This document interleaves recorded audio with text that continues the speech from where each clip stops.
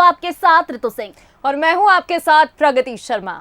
और हमारे खास प्रोग्राम बहस गरम है में आपका स्वागत है। और आज जिस मुद्दे पर बहस गरम हो रही है वो है द केरला स्टोरी का इफेक्ट। जी हाँ, इंदौर में द केरला स्टोरी देखकर एक लड़की बोली, ये तो मेरी कहानी है। जी हाँ, केरला स्टोरी को लेकर पूरे देश में कई तरह के इफेक्ट देखने को मिल रहे हैं, लेकिन इंदौर में इसका बिल्कुल अलग ही इफेक्ट देखने को मिला। दरअसल हुआ यह है कि इंदौर की एक हिंदू लड़की अपने प्रेमी फैजान के साथ द केरला स्टोरी देखने के लिए थिएटर पहुंचती है, लेकिन जैसे ही वो फिल्म देखकर बाहर आती है और अपने प्रेमी फैजान से बोली कि ये तो मेरी स्टोरी है, तुम भी मेरा धर्म परिवर्तन करवाना चाहते हो। बिल्कुल, इसके बाद फैजान और लड़की के बीच झगड़ा हो जाता है और फैजान लड़की के साथ मारपीट करता है। इस घटना के बाद लड़की खजुराना थाने पहुंचकर फैजान के खिलाफ एफआईआर दर्ज कराती है। और देखिए, लड़की का कहना यह भी है कि फैजान ने उसके साथ दुष्कर्म किया और धर्म परिवर्तन का दबाव बना रहा था। बिल्कुल, और इसी के बाद पुलिस आरोपी को गिरफ्तार कर लेता है, जिसकी तस्वीरें टेलीविजन स्क्रीन पर आप फिलहाल देख रहे हैं। तो ये तो मेरी कहानी है, द केरल स्टोरी का इफेक्ट अब पूरे देश भर में देखने को मिल रहा है और इंदौर में भी इसका इफेक्ट सामने आ रहा है। तो देखिए, तस्वीर आप टीवी स्क्रीन पर देख रहे हैं। फिल्म देखकर इंदौर से एक लड़की का कहना है कि ये तो मेरी कहानी है, मेरे साथ भी ऐसा ही हुआ है। फैजान तो मेरा धर्म परिवर्तन कराना चाहते हैं और इसी के बाद थाने में रिपोर्ट दर्ज कराई जाती है।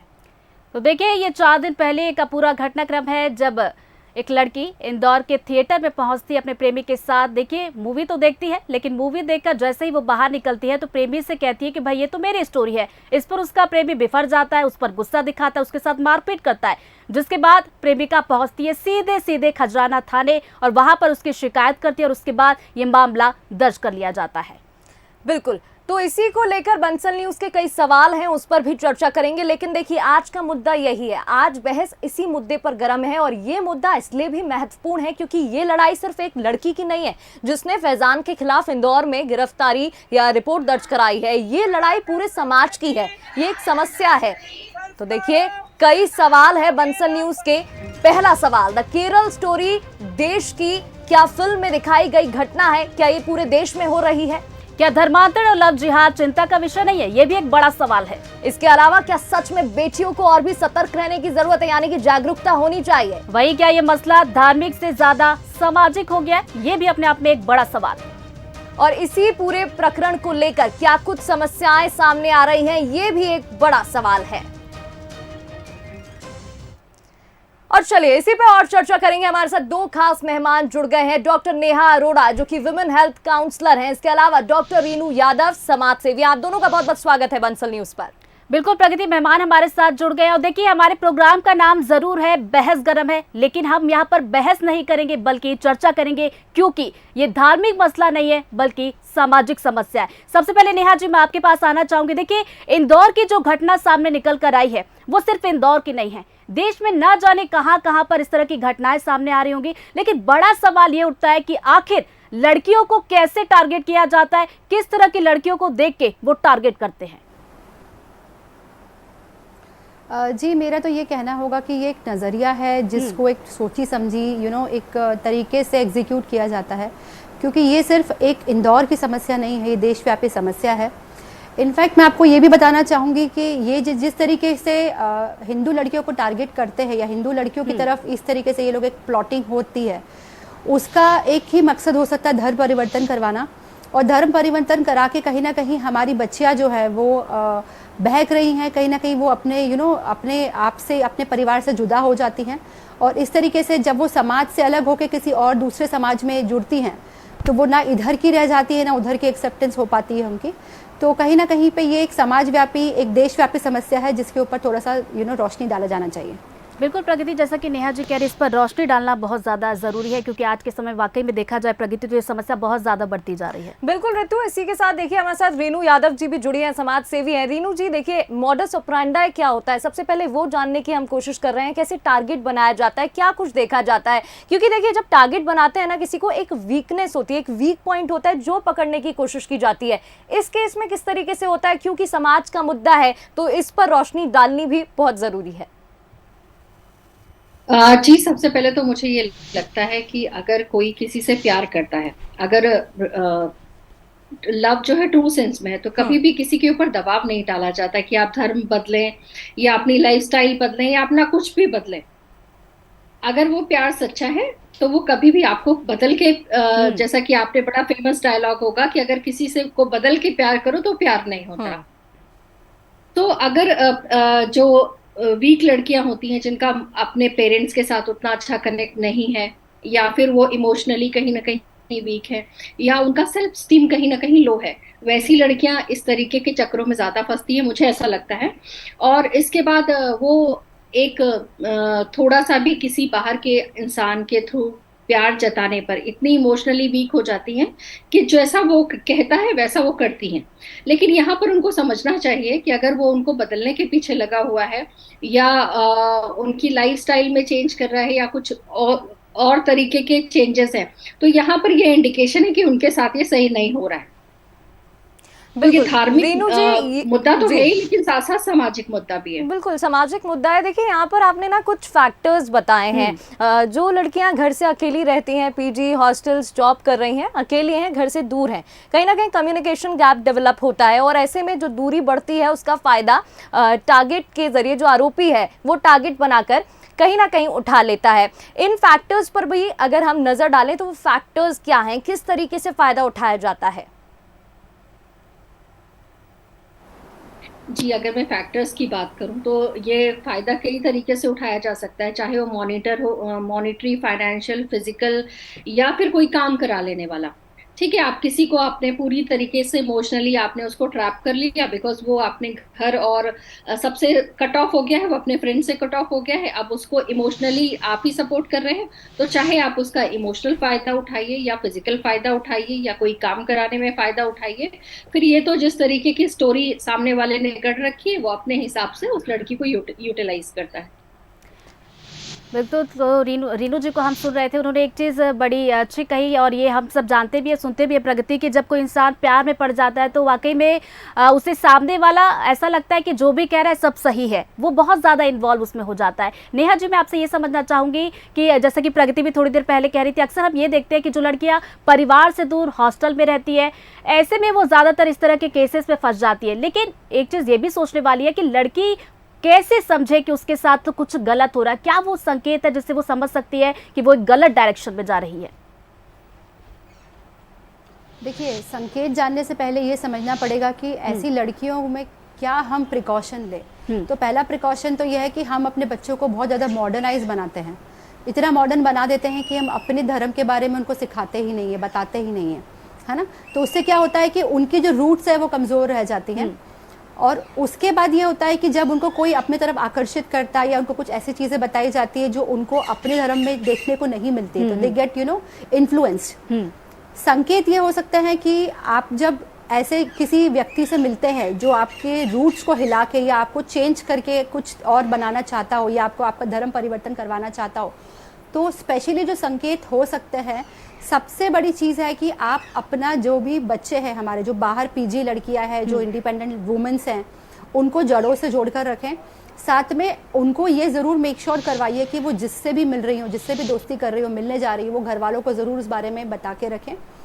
अगर कोई ऐसा व्यक्ति, ऐसा शख्स, इवन नाम बदल के भी कई बार कोई लोग आते हैं लाइफ में और आपका धर्म परिवर्तन करवाने की कोशिश करते हैं या दोस्ती करने की कोशिश करते हैं, तो उस केस में भी आपको अपने घर वालों के साथ वो कॉन्फिडेंस और वो बातचीत का एक ब्रिज मेंटेन करके रखना चाहिए।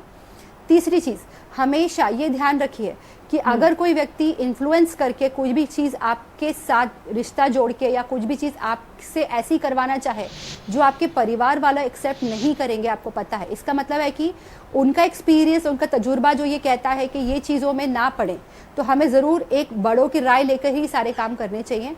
और कुछ ऐसे रेड अलर्ट साइन जो स्पेशली जब मैं भी हॉस्टल में थी या जब मैं बाहर थी या जो मैं अभी काउंसलिंग करती हूँ मैं देखती हूँ, स्पेशली ऐसे साइंस जिन लड़कियों में एक केयर फ्री वाली भावना होती है, that they don't care, they are more prone for these kind of scandals.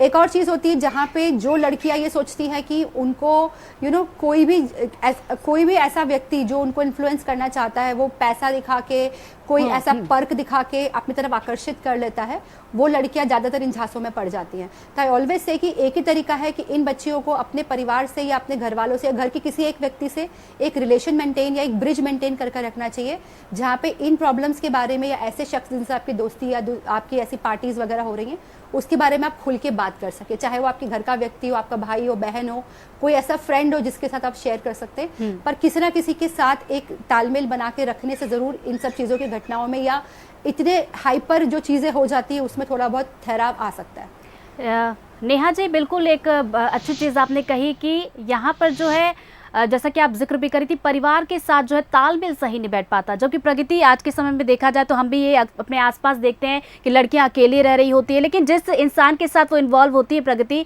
वो अपना सुख दुख उन्हीं के साथ शेयर करती है, परिवार को थोड़ा सा साइड कर दिया जाता है। लेकिन यहाँ पे ज़रूरी है कि परिवार के साथ इन्वॉल्वमेंट अगर होगा तो शायद वो इस तरह की घटना से बच सकेंगी। प्रगति, बिल्कुल ऋतु, ठीक कहा आपने। नेहा जी, आप अभी बात कर रही थी, इसमें दो पहलू मुझे समझ में आ रहे हैं। पहला तो देखिए, आप काउंसलर हैं, साइकोलॉजिकली अगर हम इसको समझना चाहें तो कहीं ना कहीं जो बच्चियां ब्रिज, जैसे आपने बोला, नेटवर्क होना चाहिए, कम्युनिकेशन गैप आता है, कनेक्शन टूटता है, तो कहीं ना कहीं बच्ची शिकार हो जाती हैं। तो एक तो ये पहलू हो गया, और दूसरा पहलू, क्योंकि सोसाइटी का बहुत बड़ा रोल रहता है, बड़ी भूमिका रहती है समाज की भी। ऐसे में हमने देखा है अक्सर, देखिए नॉर्मल लाइफ की अगर बात करें, ऐसा कोई मामला सामने आता है, केस सामने आता है, कई दर्शक भी ये देख रहे होंगे, कई पेरेंट्स भी ये हमारा कार्यक्रम फिलहाल देख रहे होंगे। जब ऐसा कोई केस या मामला सामने आता है, सबसे पहले क्या होता है रिएक्शन पेरेंट्स का? अगर लड़के से बात हो रही है, कोई लड़की फोन पर बात कर रही है, तो चिल्लाया जाता है, डांटा जाता है, या उसको थोड़े अलग तरीके से सॉल्व किया जाता है, प्यार से नहीं समझाया जाता है, जिसके चलते एक दूरी बन जाती है बच्ची और पेरेंट्स में।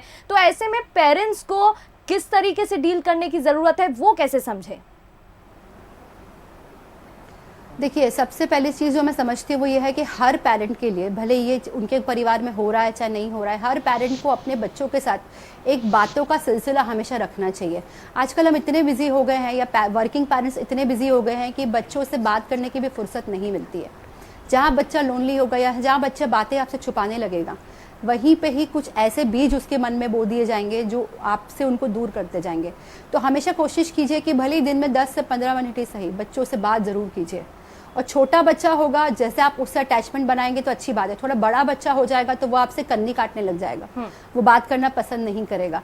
फिर भी कुछ भी एक बहाना बना के, कुछ खाने को साथ में लेके, कहीं घूमने जाने को लेके, कुछ भी ऐसी चीज़ से कनेक्ट करके बच्चों से बात ज़रूर कीजिए।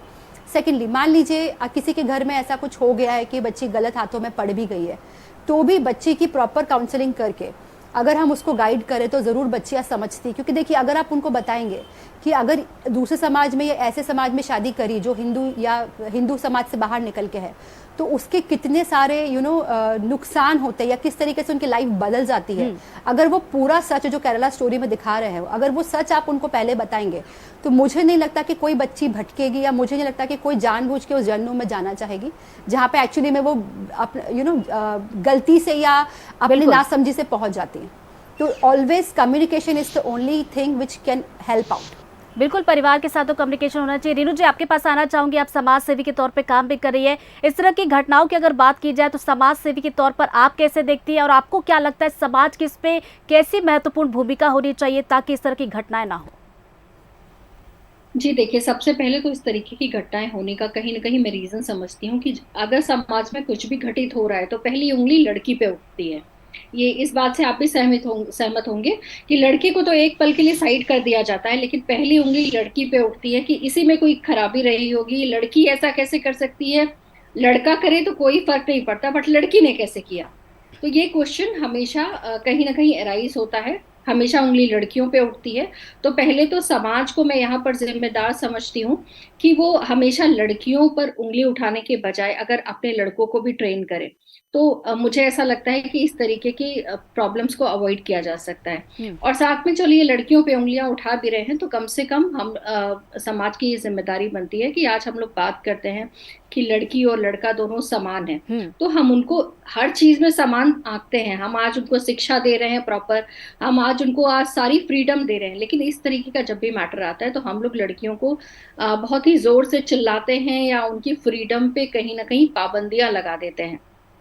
तो अगर वो लड़की अगर डरेगी कि अगर मेरी ये बात मेरे परिवार तक पहुंच गई तो मेरी उड़ान जो मैं उड़ रही हूँ या जो मैं पढ़ाई कर रही हूँ या जो मैं कैरियर बनाने के सपने देख रही हूँ उस पर पाबंदियां लग जाएंगी, तो वो इस डर से कहीं ना कहीं अपने पेरेंट्स से इस तरीके की बातें छुपाती है। बिल्कुल और कहीं ना रेणु कहीं जी, इस तरीके देखिए की ट्रैप में ये फंसती धन चली विशेष की बात नहीं है, ये जो मुद्दा है, ये जो समस्या है, ये सामाजिक समस्या है, किसी के साथ भी हो सकती है, किसी की बेटी के साथ हो सकती है, इसलिए इस पर चर्चा जो है महत्वपूर्ण है।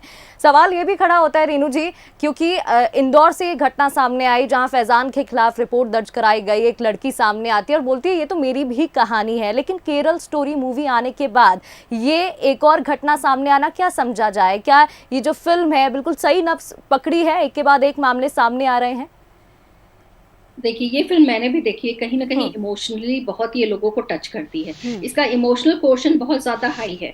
तो जब भी इस मूवी को देखा जाता है तो कहीं ना कहीं उस किरदार के प्रति बहुत ही सांत्वना जाग जाती है, और ऐसा कुछ अगर अपनी लाइफ में भी हो रहा हो तो इजिली उसके साथ कनेक्ट किया जा सकता है। तो मुझे लगा इस केस में भी ऐसा हुआ है। एक तो वो बहुत ज्यादा मार्मिक दृश्य और मार्मिक मूवी है, और उसके साथ अगर उस लड़की के साथ भी ऐसा ही घट रहा होगा तो उसने तुरंत उस बात को अपने आप से कनेक्ट कर लिया।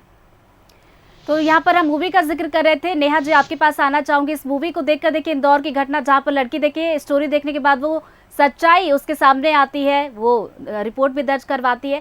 तो कहीं ना कहीं मुझे तो ये लगता है कि इस तरह की फिल्में और भी बननी चाहिए सामाजिक मुद्दों पर, ताकि जो इस तरह की घटनाएं हैं उस पर काबू पाया जा सके। देखिए, काफ़ी समय से तो हम सुन रहे हैं कि इस तरीके के लव जिहाद होते हैं, बट मैं केरला स्टोरी की टीम को पूरी बधाई दूंगी कि उन्होंने ऐसी स्टोरी पे हिम्मत करके फिल्म बनाई जो एक्चुअली समाज की सच्चाई है।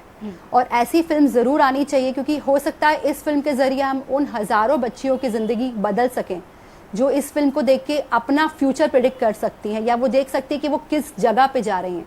तो केरल स्टोरी की पूरी टीम को मेरी तरफ से बहुत बहुत बधाई, और बहुत हिम्मत चाहिए ऐसे पिक्चर बनाने के लिए, ऐसी मूवी बनाने के लिए, ऐसी सेंसिटिव टॉपिक पे ऐसी मूवी जहाँ पे लोगों का मानसिकता, जहाँ पे झकझोर दिया इस फिल्म ने लोगों को कि क्या हो सकता है, what can go worst and how can be prevent it. तो मैं बिल्कुल चाहूँगी कि ऐसी पिक्चरें बनती रहनी चाहिए, और ये पिक्चर की टीम को मेरा हैट्स ऑफ है।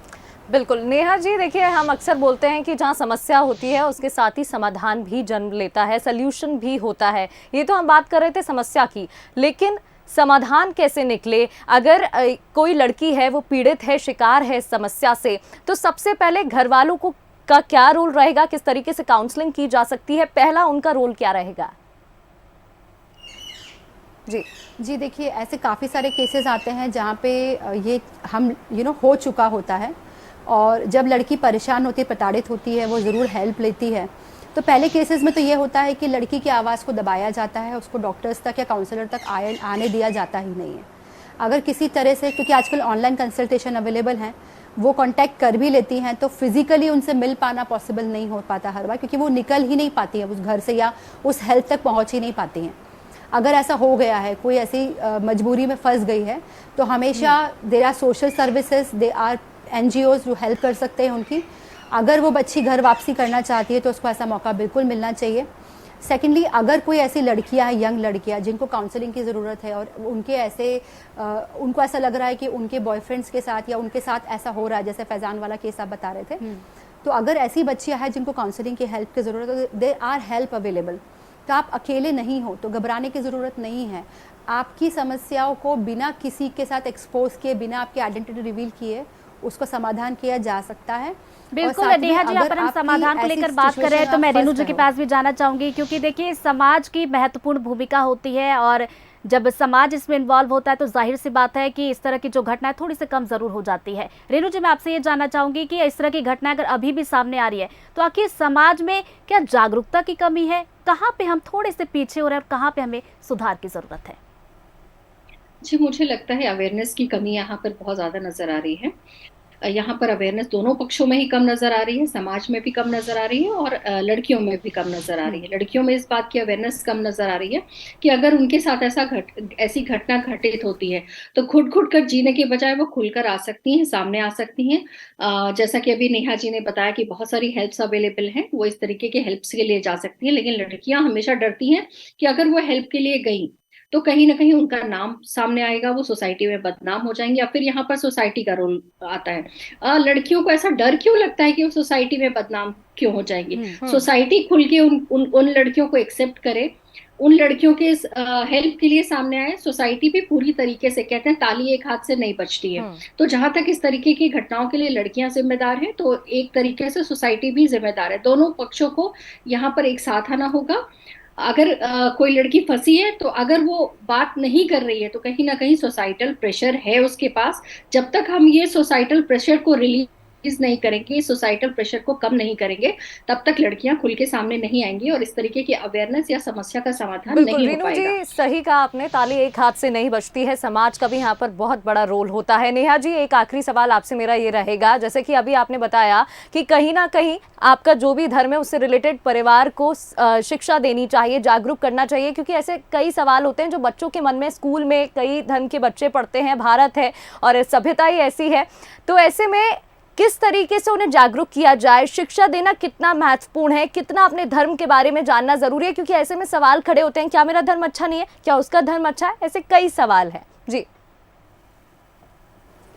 जी, मुझे ऐसा लगता है कि सब धर्म सम्मानीय है, सब धर्म एक समान है, बट कहीं ना कहीं हम देखते हैं तो आजकल हम अपने बच्चों को उतना ज़्यादा रिलीजियसली अटैच नहीं कर पाते। जैसे उन लोगों का है कि वो हर शुक्रवार को नमाज अदा करेंगे, उनका हर एक रिचुअल जो है वो बच्चों से फॉलो करवाते हैं। हम कहीं ना कहीं उस चीज़ में कम्युनिस्ट हो गए हैं एक तरीके से। तो सबसे बड़ी चीज़ है कि हमें बैक टू रूट्स जाना पड़ेगा। जिस तरीके से हमारी परवरिश हमारे माता पिता ने की थी, सारे हमारे नियम कानून जो हमारे धर्म के अनुसार चलते हैं, अगर हम भी अपने बच्चों को वही नियम और कानून सिखाते हैं और वही उसका आचरण करना सिखाते हैं, सिंपल चीज़ है, कोई बहुत कॉम्प्लिकेटेड चीज़ें नहीं है।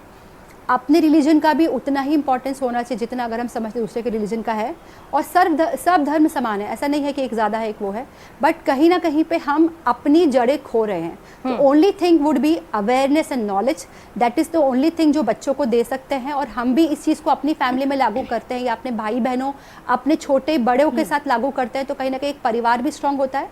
और यही एक तरीका है, नॉलेज एंड अवेयरनेस, इसी को दो चीज़ों को हमें इम्प्लीमेंट करना चाहिए। तो चलिए, हमारे साथ चर्चा में जुड़ी थी डॉक्टर नेहा अरोरा, जो कि वुमेन हेल्थ काउंसलर है, साथ ही साथ डॉक्टर रीनू यादव, जो कि समाज सेवी, वो भी हमारे साथ जुड़ी। और देखिए, इस चर्चा में अगर देखा जाए तो ज़रूरत है वाकई में द केरल स्टोरी फिल्म जो है, इस तरह की फिल्में लगातार बनती रहनी चाहिए, ताकि एक आईना ये समाज को दिखाती है इस तरह की घटनाएं। जिस तरीके से हमने देखा कि इंदौर में एक सच्चाई सामने निकल कर आई, इसी तरह की सच्चाई और भी सामने निकल कर आती रहेगी। प्रगति, बिल्कुल, बहुत बहुत शुक्रिया नेहा जी, रीनू जी, आपका इस तमाम चर्चा के लिए। तो देखिए, कई चीज़ आज हमें क्लियर हुई है, पिक्चर समझ में आई है कि सबसे पहले समस्या जाननी जरूरी है, फिर उसको कैसे ठीक किया जा सकता है, पीयर प्रेशर, जागरूकता, जो भी कमी है उसके लिए सॉल्यूशन यानी कि समाधान, क्योंकि जब भी कोई भी समस्या होती है उसका समाधान भी जन्म लेता है। तो जागरूकता बेहद जरूरी है। तो इसी के साथ आज बहस गरम में इतना ही। बने रहिए और अपडेट्स के लिए बंसल न्यूज के साथ। नमस्कार।